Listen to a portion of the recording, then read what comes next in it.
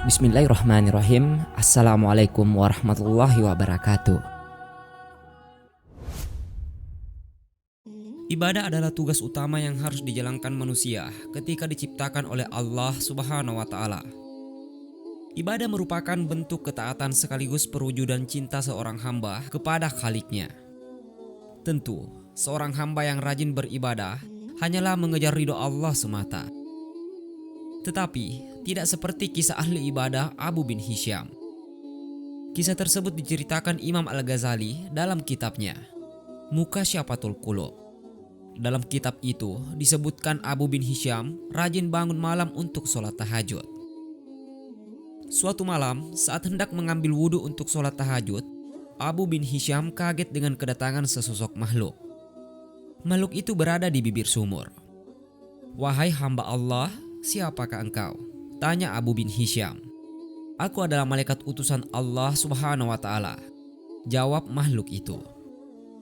Jawaban itu membuat Abu bin Hisham semakin kaget sekaligus bangga. Dia lalu bertanya, "Apa yang kamu lakukan di sini?" "Aku diperintahkan untuk mencari hamba pecinta Allah Subhanahu wa Ta'ala," jawab malaikat.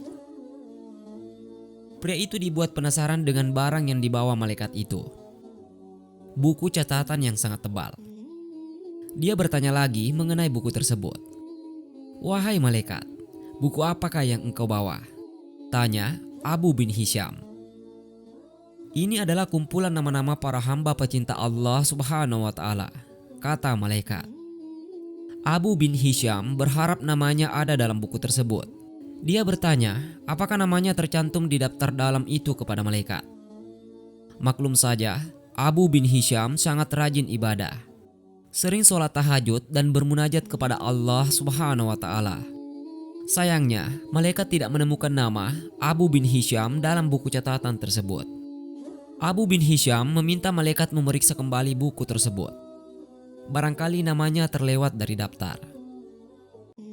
"Betul, namamu tidak ada dalam buku ini," kata malaikat. Abu bin Hisham seketika gemetar dan jatuh tersungkur lalu menangis.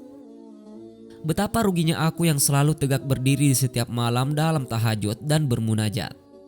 Tetapi namaku tidak masuk dalam golongan para hamba pecinta Allah Subhanahu wa Ta'ala," kata Abu bin Hisham dalam tangisnya.